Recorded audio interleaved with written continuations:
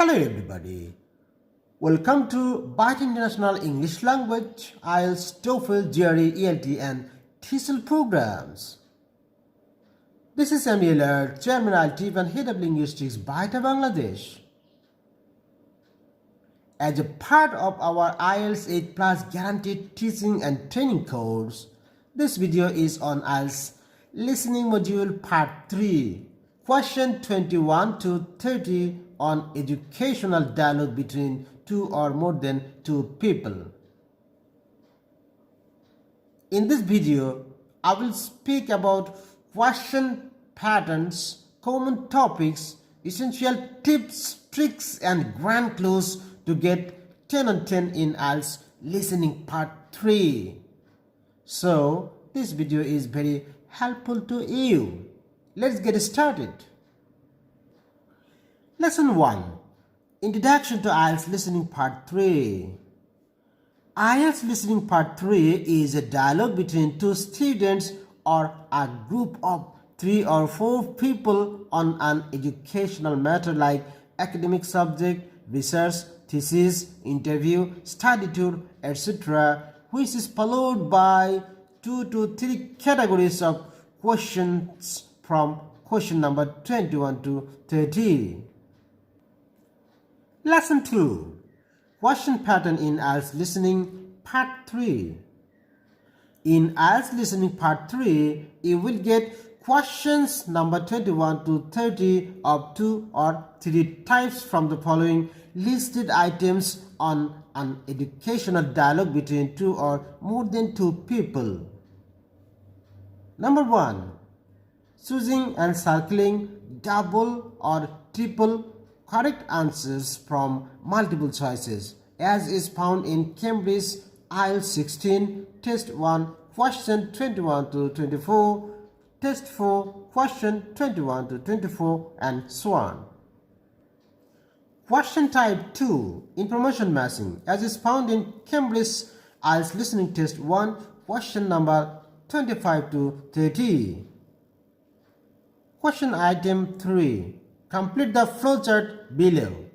Write one word only for each answer, as is found in Cambridge IELTS Listening Test 2, question 25 to 30. Question item 4.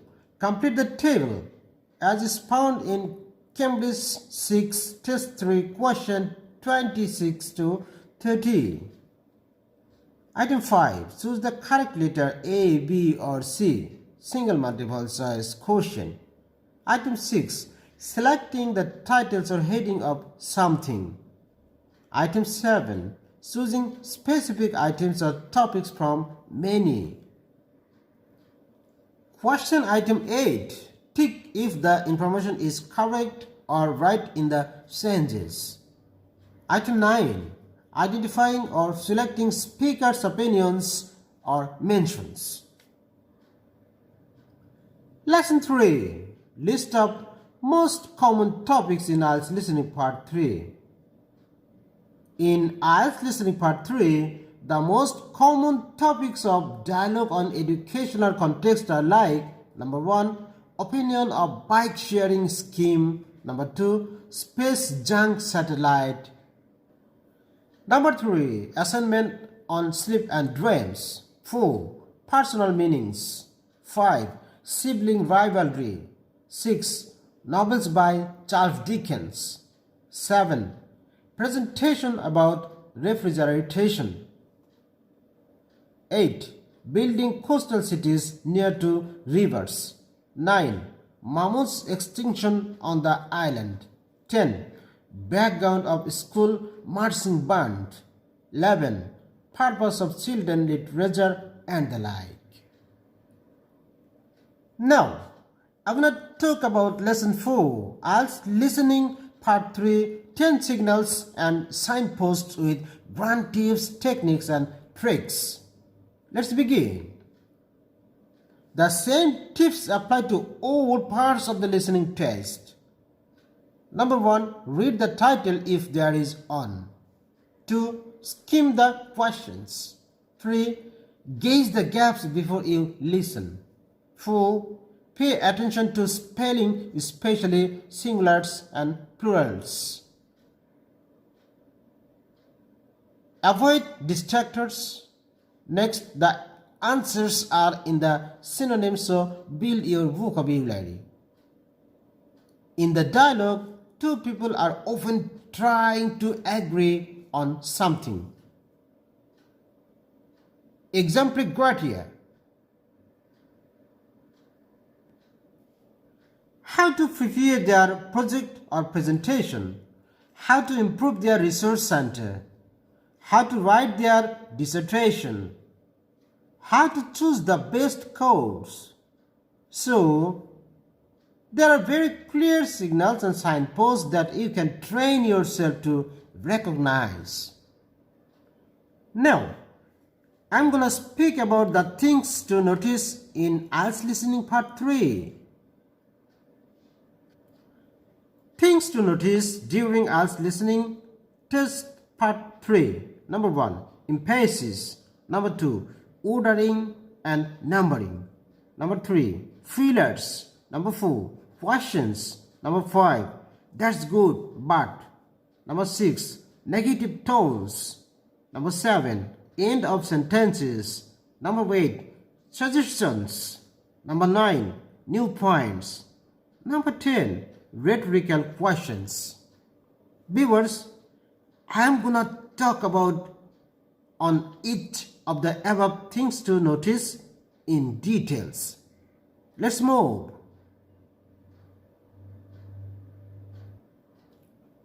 How to recognize signals and signposts. IELTS listening tests are very carefully constructed by expert test writers. Each test has to be the same level of difficulty and challenge, and so they have to follow a fixed procedure with a fixed number of questions and a fixed variety of question types relating to a fixed number of topics. This is what makes the IELTS test results valid and reliable. For these reasons, when you analyze a lot of IELTS tests, which I do, you will notice very obvious signals that they use in order to give you thinking time and to give you the best chance of getting the answers. In this lesson, you will learn what some of these signals are. Number 1, emphasis. Look at the two sentences below, in which one is the information emphasized. 1. I decided to look through catalogs. 2. What I decided to do was to look through catalogs. Sentence number 2 has the same meaning, but it's constructed differently to emphasize look through catalogs. In the listening test part 3, example Sydney's dissertation tutorial, you will notice more examples like this.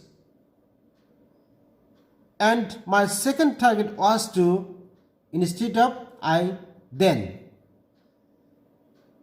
My advice would be to, instead of you should. What I suggest you do is, instead of you should, etc. Number 2, ordering and numbering. We have already seen one example above, and my second target is to ... And there are plenty more which keep you focused and help you stay in the right place for the questions. Like, well, we agreed on 3 main targets for me to aim for. The first one was to ... And of course, the second target was to ... And my third target was to further reading on discipline ... You will also see this a lot in IELTS listening test part 4 lectures. The speaker often introduces the topic by saying something like, there are three main points to consider or there are three main types of etc. Number 3, fillers. Fillers start or end blocks of information and help you know when to move on to the next question. Because listening test part 3 is always a conversation, the speakers need to start and end each point they make. Here, the tutor says, I could, so, well, now, let's to start new topics and, oh, right, great, oh, yes, oh, that's good, exactly, to end and to move on to the next question.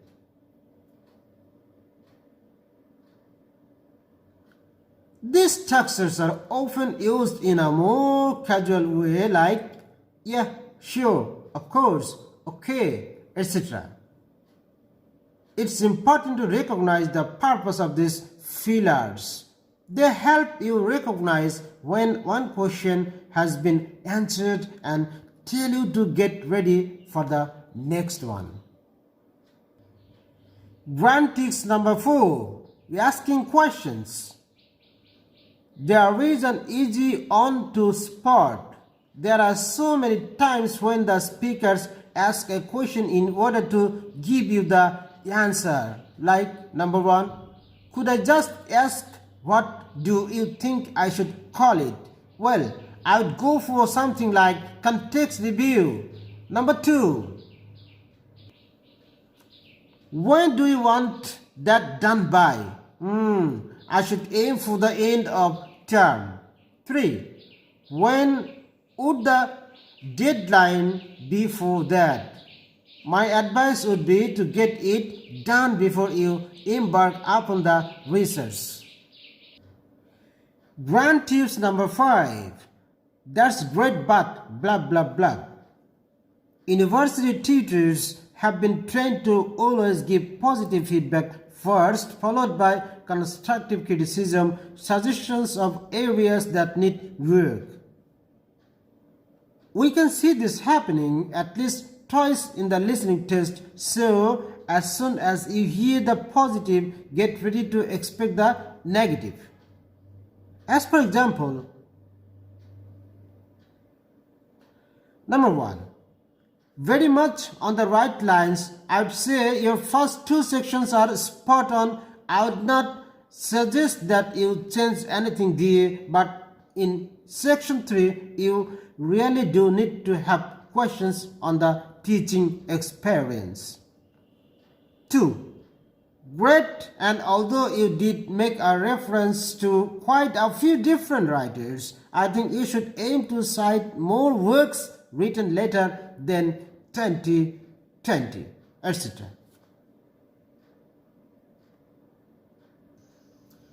Grand tricks number 6, negative tones and expressions. The tone of voice or intonation often gives you clues about positive or negative language, and this can help you in other parts of the listening test. Here, for example, the table asks you to find something that Sandy couldn't do. I could, yes. Well, I got hold of the Banerjee and I thought that was excellent. But I'm afraid I didn't manage to. 3 negative expressions to warn you about couldn't in the table. Get hold of the A's about classroom management. You know the ones by Simon Erickson, uncould, and so on. Grand clues number 7, end of sentences. This is not only an IELTS test strategy, this is also the nature of English grammar, where the main information of the sentence comes at the end of the sentence. If you compare with German language, where the main verb comes at the end.